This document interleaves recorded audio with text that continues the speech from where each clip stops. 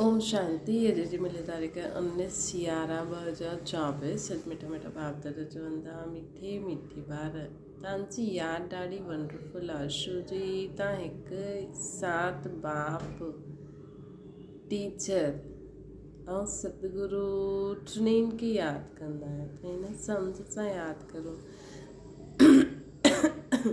कि बाबा असांजा बाप बि आहिनि, टीचर बि आहिनि, सतगुरु बि आहिनि। प्रश्न: कंहिं बि ॿार खे माया जॾहिं मगरूर ठाहींदी आहे त कंहिं ॻाल्हि जी डोंट केयर कंदा आहिनि? उत्तर आहे मगरूर ॿार देह अभिमान में अची करे मुरली खे डोंट केयर कंदा आहिनि। कहावत आहे न, चूहे खे हल्दी जी गांठ मिली सम्झो मां पंसारी आहियां। ॾाढा आहिनि जो मुरली पढ़ंदा ई न आहिनि, चई ॾींदा आहिनि असांजो त डायरेक्ट शिव बाबा सां कनेक्शन आहे। बाबा चईंदा आहिनि ॿार मुरली में त नई नई ॻाल्हियूं निकिरंदियूं आहिनि, हिन करे मुरली कॾहिं बि मिस न करणी आहे। इन ते ॾाढो अटेंशन रहे।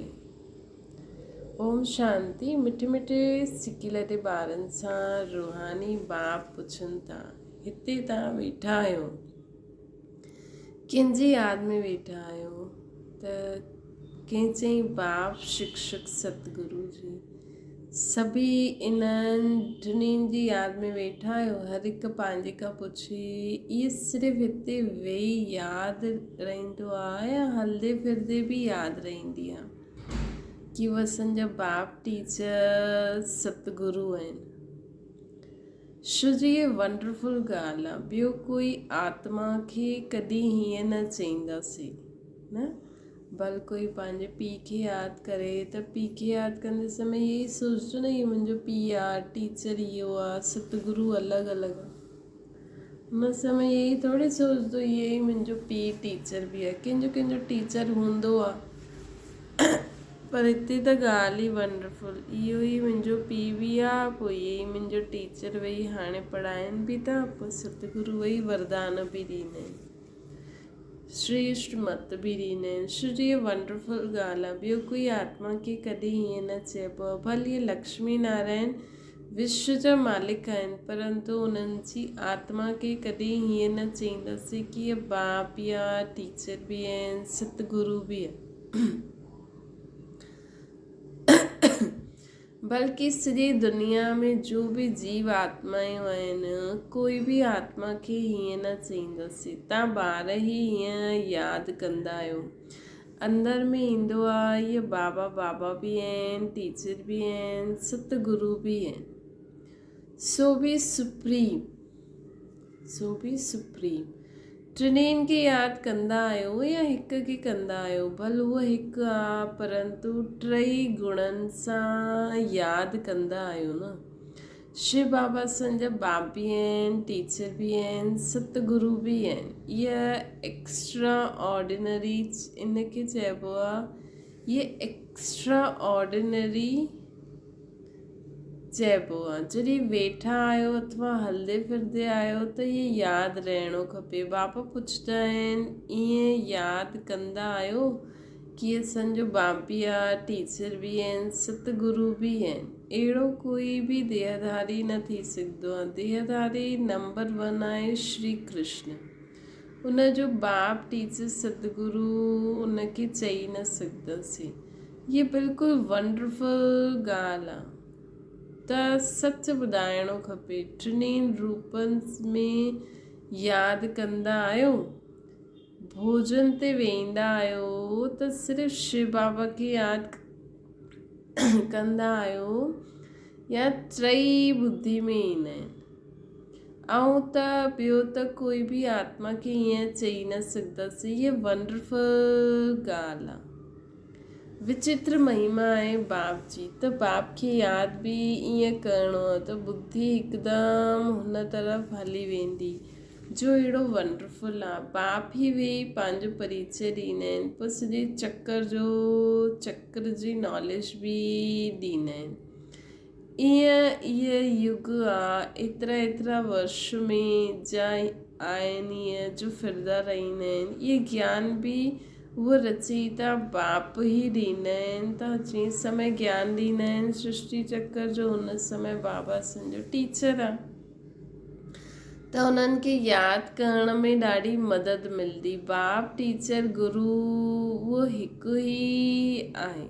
बाप ठही करे असांजी पालना कंदा आहिनि, टीचर ठही करे असांखे पढ़ाईंदा आहिनि, गुरु ठही करे पोइ असांखे वरदान बि ॾींदा आहिनि, है न। गुरु ठही करे ॾिसो, कंहिंजो पीउ अगरि डॉक्टर हुजे त घर में त भले उहो असांजो पीउ आहे, लेकिन जॾहिं हॉस्पिटल में हूंदा आहिनि त उहो असांजो डॉक्टर आहे।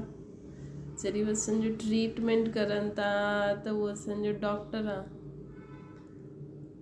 एतिरी उच्च आत्मा, ईअं ई बाबा जॾहिं असांजी पालना कंदा आहिनि, जॾहिं असां बाबा सां रोहरियान कंदा आहियूं त बाबा फादरली फीलिंग, पोइ टीचर जी फीलिंग, पोइ सतगुरु जी फीलिंग, एतिरी उच्च आत्मा ॿियो कोई न थी सघंदी आहे। परंतु माया अहिड़े बाप जी यादि बि बुलाए ॾींदी आहे। त टीचर ऐं गुरु खे बि बुलाए ॾींदी आहे। हर हिक खे पंहिंजी पंहिंजी दिलि सां लॻणो खपे,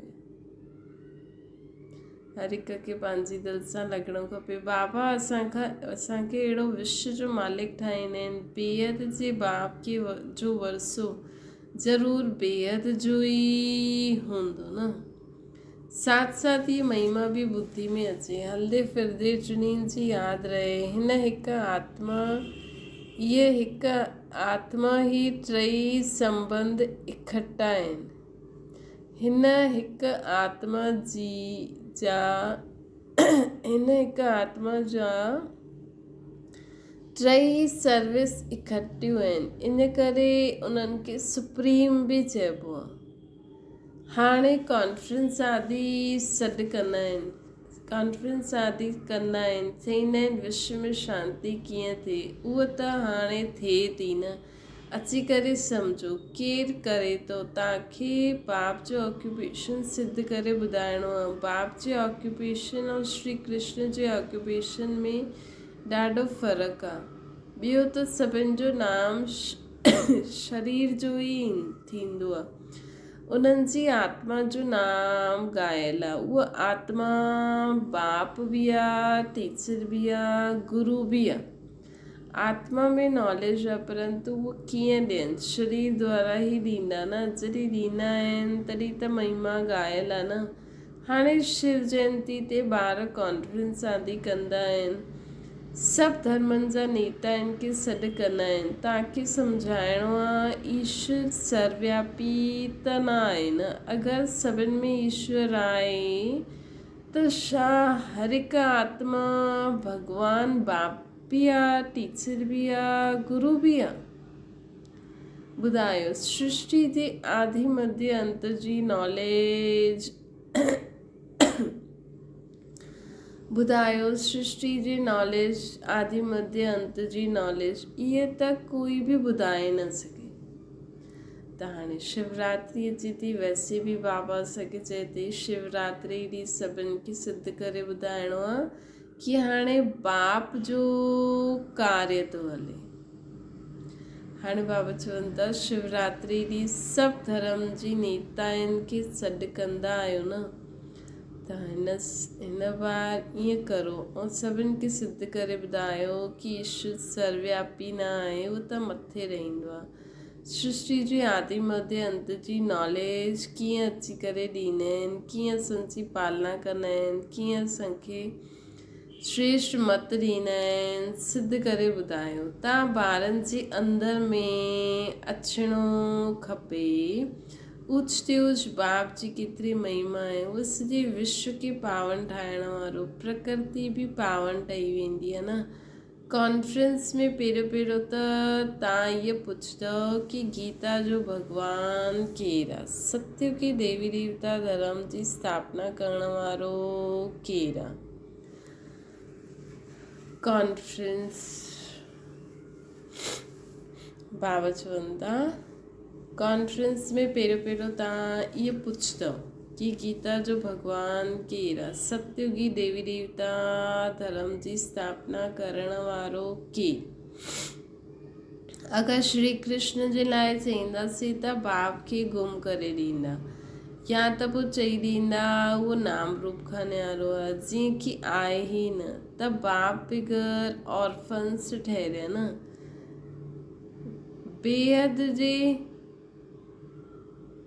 बेहद जे बाप खे ई न ॼाणंदा आहिनि, हिकु ॿ ते काम कटारी हलाई करे केतिरो तंग कंदा आहिनि न, हिकु ॿ खे दुख ॾींदा आहिनि। त इहे सभु ॻाल्हियूं तव्हांजी ॿुधी में हलणियूं खपनि, कॉन्ट्रास्ट करिणो आहे। ये लक्ष्मी नारायण भगवान भगवती आहे न, इन्हनि जी बि वंशावली आहे न, इन्हनि जी बि वंशावली आहे, त ज़रूरु सभु ईअं गॉड गॉडेसिस हुजणा खपनि। त तव्हां सभु धर्म वारनि खे सॾु कंदा आहियो जो सुठी रीति पढ़ा लिखा आहिनि, बाप जो परिचय ॾेई सघंदा आहिनि, उन्हनि खे ई सॾु करिणो खपे। तव्हां लिखी सघंदा आहियो जो अची करे रचयिता और रचना जे आदि मध्य अंत जो परिचय ॾियनि, हुननि जे लाइ असां अचण वञण रहण आदि सभिनि जो प्रबंध कंदासीं। त उन्हनि खे चओ कि हिन कॉन्फ्रेंस में जेका ॿार जेका माण्हू ईंदा जो बाप जी सुठी रीति परिचय ॾींदा, त उन्हनि जे अचण वञण जो ख़र्चो बि असां ॾींदासीं। अगरि रचता ऐं रचना जो परिचय ॾिनो त पोइ हीअं कॉन्फ्रेंस में हीअं चओ, इहे त ॼाणंदा आहियो न, कोई बि ज्ञान ॾेई न सघे, भले कोई विलायत खां अचे रचयिता ऐं रचना जे आदि मध्य अंत जो परिचय ॾे त बि असां ख़र्चो ॾेई सघंदा आहियूं। त उन्हनि खे चओ, लेकिन कोई जीतंदो ई न। अहिड़ी एडवर्टाइज़ हुजे, ॿियो अहिड़ी एडवर्टाइज़ ॿियो कोई करे न सघे। तव्हां आहियो बहादुर, महावीरनियूं आहियो न, तव्हां ॼाणंदा आहियो इन्हनि अर्थात लक्ष्मी नारायण विश्व जी बादशाही कीअं वरिती, कहिड़ी बहादुरी ॾेखाई। बुद्धि में इहे सभु ॻाल्हियूं अचणियूं खपनि। केतिरो तव्हां ऊच कार्य करो था न, सॼे विश्व खे पावन ठाहियो था, त बाप खे यादि करिणो आहे, वरसो बि यादि करिणो आहे। सिर्फ़ु ईअं न शिव बाबा यादि आहे, परंतु उन्हनि जी महिमा बि ॿुधाइणी आहे। ये महिमा आहे निराकार जी, परंतु निराकार पंहिंजो परिचय कीअं ॾे, ज़रूरु रचना जे आदि मध्य अंत जो नॉलेज ॾियण लाइ मुख त खपे न। मुख जी केतिरी महिमा आहे, मनुष्य गौमुख ते वेंदा आहिनि, केतिरो धको खाईंदा आहिनि, छा ॻाल्हियूं ठाहे छॾियूं अथनि। तीर मारियो गंगा निकिरी आई, गंगा खे सम्झाइनि पतित पावनी। हाणे पाणी कीअं पतित खां पावन ठाहे सघंदो आहे, पतित पावन त बाप ई आहे न, पतित पावन त बाप ई आहे। त बाप त ॿारनि खे केतिरो सिखलाईंदा रहंदा आहिनि। त हाणे असांखे शिवरात्रि जी तयारी करे सभी धर्म नेताउनि खे इकट्ठो करे कॉन्फ्रेंस करो ऐं इहा सिद्ध करे ॿुधाइणो आहे असांखे, है न। त बाबा चईंदा आहिनि परमात्मा जी ख़ूब महिमा करो, ॿियो कोई ॻाल्हि ई न छेड़ो, बसि शिव परमात्मा केरु आहे, छा कार्य कंदा आहिनि, कीअं कंदा आहिनि। त बाबा चवनि था कि हाणे परिचय निराकार कीअं ॾे, त मुख द्वारा ई ॾींदो, तॾहिं त मुख जी एॾी महिमा आहे न। लेकिन दुनिया में अलाए छा कहानियूं लॻाए ॿुधाए ॾिनियूं अथनि। त बाबा चवंदा आहिनि की गंगा खे सम्झनि पतित पावनी। हाणे पावन पाणी कीअं पतित पावन ठाहे सघंदो? पतित पावन त हिकु बाप ई आहे। त बाप त ॿारनि खे केतिरो सिखलाईंदा रहंदा आहिनि। बाप त चवंदा आहिनि ईअं ईअं करो। केरु अची करे बाप रचयिता ऐं रचना जो परिचय ॾींदा आहिनि। कीअं? केरु अची करे बाप रचयिता ऐं रचना जो परिचय ॾींदा? साधु संत सन्यासी आदि इहे बि ॼाणंदा आहिनि कि ऋषि मुनि आदि सभु चवंदा हुया नेति नेति। असां न ॼाणंदा आहियूं, गोया नास्तिक हुया। हाणे ॾिसो कोई आस्तिक निकिरंदो आहे। बाबा प्रश्न बचन ॾिसो हाणे कोई आस्तिक निकिरंदो आहे। हाणे तव्हां ॿार नास्तिक खां आस्तिक ठहिया आहियो। तव्हां बेहद जे बाप खे ॼाणंदा आहियो जो तव्हांखे एतिरो उच ठाहींदा आहिनि, पुकारंदा बि आहिनि न, ओ गॉड फादर लिबरेट करो। बाप सम्झाईंदा आहिनि हिन समय रावण जो सॼे विश्व ते राज्य आहे। सभु भ्रष्टाचारी आहिनि, पोइ शिष्टाचारी बि हूंदा। तव्हां ॿारनि जी बुद्धि में आहे पहिरियों पवित्र दुनिया हुई। बाप अपवित्र दुनिया थोरी ठाहींदा। बाप त अची करे पावन दुनिया स्थापना कंदा आहिनि, जंहिंखे शिवालय चइबो है न, जंहिंखे शिवालय चइबो। त बाप अची करे अहिड़ी दुनिया असांखे ठाहे करे ॾींदा आहिनि, जंहिंखे छा चइबो आहे? पावन दुनिया, शिवालय। त बाबा कोई पतित दुनिया थोरी ठाहींदा। शिव बाबा शिवालय ठाहींदा आहिनि न। कीअं ठाहींदा आहिनि सो बि तव्हां ॼाणंदा आहियो। महाप्रलय जलमय आदि त थींदी न आहे। शास्त्रनि में त छा लिखी छॾियो अथनि। बाक़ी 5 पांडव बचा जो हिमालय पहाड़ ते हली विया। पोइ रिज़ल्ट छा थी पतो ई न आहे। इहे सभु ॻाल्हियूं बाप वेई सम्झाईंदा आहिनि। इहे बि तव्हां ॼाणंदा आहियो। उहो बाप बि आहे, टीचर बि आहे, सतगुरु बि आहे। हुते त इहे मंदर आदि हूंदा ई न। इहे देवताऊं थी करे विया जंहिंजी यादगार मंदर हिते आहिनि। इहे सभु ड्रामा में न हूंदा। सेकेंड बाय सेकेंड नई ॻाल्हि थींदी रहंदी आहे, चकर फिरंदो ई रहंदो आहे।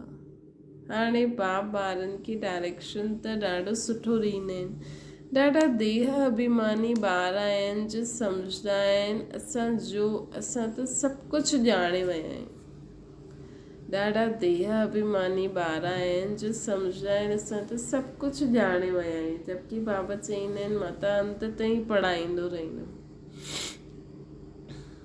मुरली बि न पढ़ंदा आहिनि, क़दर ई न आहे। बाक़ी तक़दीर ताक़ीद कंदा आहिनि। कोई समय मुरली ॾाढी सुठी हलंदी आहे, मिस न करिणो खपे। 10-15 ॾींहंनि जी मुरली जो मिस थींदी आहे उहो वेई पढ़णी खपे। इहे बि बाप चवंदा आहिनि ईअं चैलेंज ॾियो। इहे रचता ऐं रचना जी आदि मध्य अंत जी नॉलेज कोई अची करे ॾिए त असां उन्हनि जो ख़र्चो आदि सभु ॾींदासीं। इहे चैलेंज त जो ॼाणंदा आहिनि उहे ई ॾींदा न। टीचर ख़ुदि ॼाणंदो आहे तॾहिं त पुछंदा आहिनि न। बिग़ैर ॼाणे पुछंदा कीअं? कोई ॿार मुरली खे बि डोंट केयर कंदा आहिनि। बसि असांजो त शिव बाबा सां कनेक्शन आहे। परंतु शिव बाबा जो ॿुधाईंदा आहिनि उहो बि ॿुधणो खपे न। परंतु शिव बाबा जो ॿुधाईंदा आहिनि उहो बि ॿुधणो खपे न। सिर्फ़ु उन्हनि खे ॿुधणो खपे न कि सिर्फ़ु उन्हनि खे यादि करिणो आहे। बाबा कीअं सुठी मिठी ॻाल्हियूं ॿुधाईंदा आहिनि, परंतु माया बिल्कुलु ई मगरूर ठाहे ॾींदी आहे। कहावत आहे न, चूहे खे हल्दी जी गांठ मिली सम्झो मां पंसारी आहियां। मतलब जो दुकानदार आहिनि ॾाढा आहिनि जो मुरली पढ़ंदा ई न आहिनि, मुरली में त नई नई ॻाल्हियूं निकिरंदियूं आहिनि। त इहे सभु ॻाल्हियूं सम्झण जी आहिनि। जॾहिं बाप जी यादि में वेंदा आहियो त इहे बि यादि करिणो आहे न कि बाप टीचर गुरु असांजो उहो आहे, न त पढ़ंदा काथां।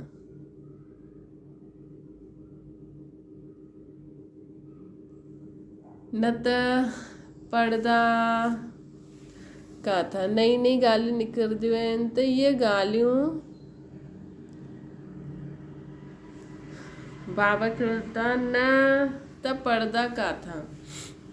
बाप त ॿारनि खे सभु सम्झाए ॾिनो अथई, ॿार ई बाप जो शो कंदा आहिनि। सन शोस फादर आहे, सन जो पोइ फादर शो कंदा, आत्मा जो शो कंदा आहिनि।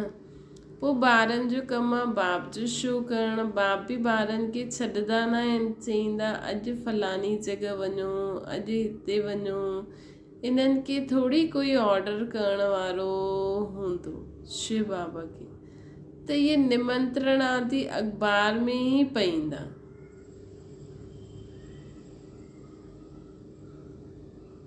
हिन समय सॼी दुनिया आहे नास्तिक, बाप ई अची करे सभिनि खे आस्तिक ठाहींदा आहिनि। हिन समय सॼी दुनिया वर्थ नॉट अ पेनी आहे। अमेरिका वटि भले केतिरा बि धन दौलत आहिनि, परंतु वर्थ नॉट अ पेनी आहे। इहे सभु ख़त्म थी वञिणो आहे।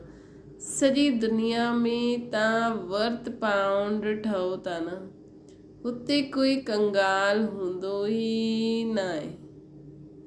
सॼी दुनिया में असां वर्थ पाउंड था ठहूं, हुते कोई कंगाल हूंदो ई न आहे सतयुग में। तव्हां ॿारनि खे सदैव ज्ञान जो सिमरन करे हर्षित रहणो आहे। उन जे लाइ गायन आहे अतीन्द्रिय सुख गोप गोपिन खां पुछो। इहे संगम जी ई ॻाल्हि आहे। संगम युग खे कोई बि ॼाणंदो न आहे। व्यंग मात जी सर्विस करण सां शायदि महिमा निकिरे। गायन बि आहे न ओहो प्रभु तुंहिंजी लीला। इहे कोई बि न ॼाणंदा आहिनि कि भॻवान बाप टीचर गुरु सतगुरु बि आहिनि। हाणे फ़ाइदो त ॿारनि खे, फादर त ॿारनि खे सिखलाईंदा रहंदा आहिनि। ॿारनि खे नशो स्थाई रहणो खपे, अंत ताईं नशो रहणो खपे। हाणे त नशो झटि सोडा वाटर थी वेंदो आहे। सोडा बि ईअं थींदी आहे न, थोरो टाइम रखण सां जे पाणी खारो पाणी थी वेंदो आहे। ईअं त न थियणो खपे न। कंहिंखे अहिड़ो सम्झायो जो उहो बि वंडर खाए, अच्छा अच्छा चईंदो बि आहे, परंतु उहो पोइ टाइम कढी सम्झे जीवन ठाहे, इहो ॾाढो मुश्किल आहे। बाबा कोई मना न कंदा आहिनि कि धंधो आदि न करो, पवित्र ठहो। बाबा चईंदा आहिनि, बाबा ईअं कोई थोरी चईंदा आहिनि धंधो आदि न करो। बाबा त चईंदा आहिनि पवित्र रहणो आहे। भले सभु कुझु कंदे हुए मूंखे यादि करे पवित्र रहो, ऐं जो मां पढ़ायां त उहो पढ़ो। बाक़ी धंधो आदि जो करिणो आहे कंदा रहो। इहे त टीचर आहे न, ऐं इहा अनकॉमन पढ़ाई आहे। कोई मनुष्य न पढ़ाए सघंदा आहिनि हिन पढ़ाई खे। बाप ई भाग्यशाली रथ ते अची करे पढ़ाईंदा आहिनि। बाबा सम्झायो आहे इहे तव्हांजो तख़्त आहे, जिते अकाल मूर्त आत्मा अची करे वेठी आहे। उनखे इहो सॼो पाठ मिलियो आहे। हाणे त सम्झंदा आहियो इहा त रियल ॻाल्हि आहे। बाक़ी इहे सभु आहिनि आर्टिफिशियल ॻाल्हियूं। हीअ सुठी रीति धारण करे गांठ ॿधी छॾो त हथ लॻाइण सां इहे यादि ईंदो।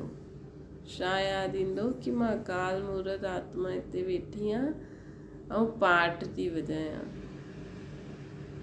परंतु गांठ छो ॿधी इहे बि भुलिजी वेंदा। तव्हांखे त इहो पको यादि करिणो आहे। बाप जी यादि सां नॉलेज बि खपे न, बाप जी यादि सां गॾु नॉलेज बि खपे। मुक्ति बि आहे त जीवन मुक्ति बि आहे न। याद सां मुक्ति मिलंदी आहे, पढ़ाई सां जीवन मुक्ति मिलंदी आहे। तव्हां मिठी मिठी ॿार ठहो। बाबा अंदर में सम्झंदा आहिनि कल्प कल्प इहे ॿार पढ़ंदा रहंदा आहिनि, नंबरवार पुरुषार्थ अनुसार ही वर्सो वठंदा, पोइ बि पढ़ाइण जो टीचर पुरुषार्थ कंदा आहिनि।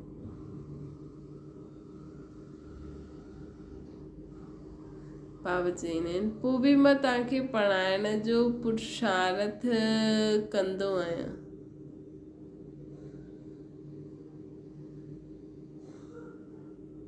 बाबा खे पतो आहे कल्प कल्प इहे केतिरो पढ़ंदा आहिनि, पोइ बि बाबा असांखे पढ़ाइण जो पुरुषार्थ कंदा आहिनि। टीचर पुरुषार्थ त कराईंदा न।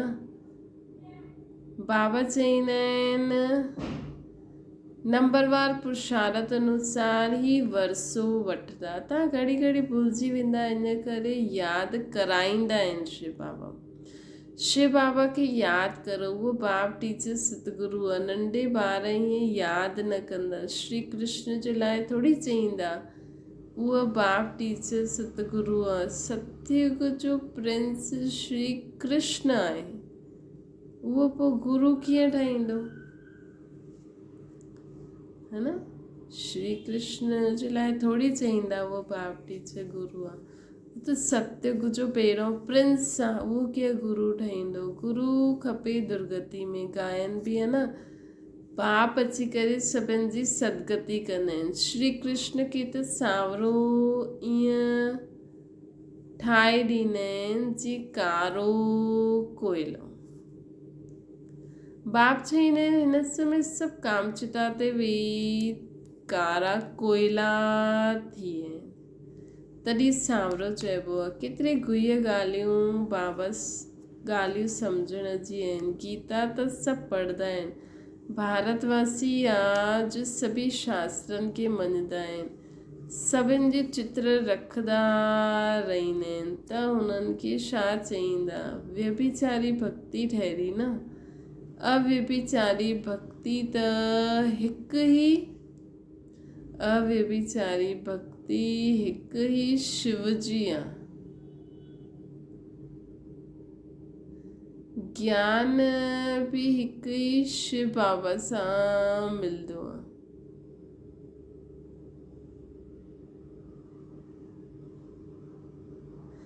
बाबा चवंदा आहिनि, बाबा चवंदा कि ॾिसो हिन समय सभु कामचिता ते चढ़ी कारा कोयड़ा थी विया आहिनि, तॾहिं सावरो चइबो आहे। केतिरी गुह्य ॻाल्हियूं सम्झण जूं आहिनि। गीता त सभु पढ़ंदा आहिनि, भारतवासी आहिनि जो सभी शास्त्रनि खे मञंदा आहिनि, सभिनि जा चित्र रखंदा आहिनि, त उन्हनि खे छा चईंदासीं? व्यभिचारी भक्ति ठहरी न। अव्यभिचारी भक्ति हिकु शिव जी ही आहे। ज्ञान बि हिकु शिव सां ई मिलंदो आहे। इहे ज्ञान ई डिफरेंट आहे, इनके चइबो आहे स्पिरिचुअल नॉलेज। अच्छा, मीठी मीठी सिकिल ते ॿारनि प्रति माता पिता बाप दादा जो यादि प्यार और गुड मॉर्निंग। रूहानी बाप जी सभिनि रूहानी ॿारनि खे नमस्ते। असांजी बि रूहानी माता पिता बाप दादा खे यादि प्यार गुड मॉर्निंग और नमस्ते।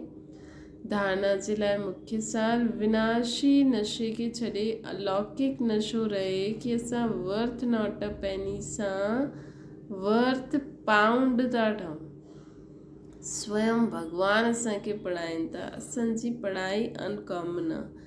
ॿियो आहे आस्तिक ठही बाप जो शो करण वारा, सर्विस बाप जो शो करण वारी सर्विस करणी आहे।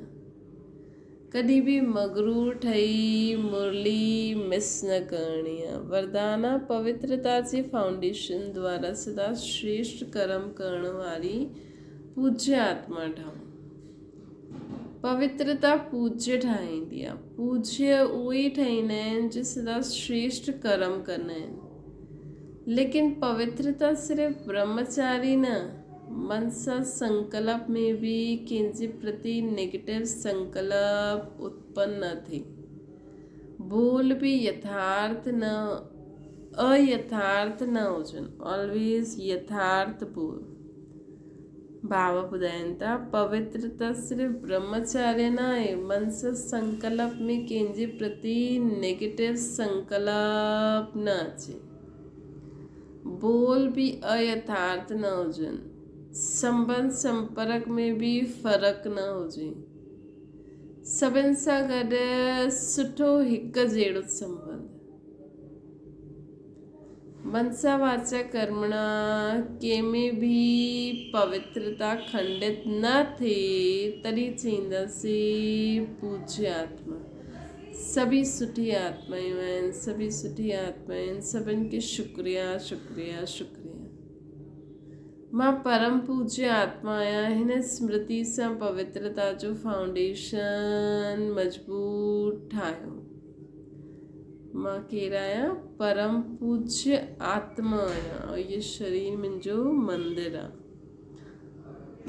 हिन स्मृति सां पवित्रता जो फाउंडेशन मजबूत ठाहियो। स्लोगन आहे सदा हिन अलौकिक नशे में रहो। वारे मां त मन ऐं तन सां नेचुरल ख़ुशी जी डांस कंदा रहंदा। सदा हिन ही अलौकिक नशे में रहो कि वारे मां त सदा मन सां तन सां अलौकिक नेचुरल ख़ुशी जी डांस थींदी रहंदी। ओम शांति। बाबा की याद करो।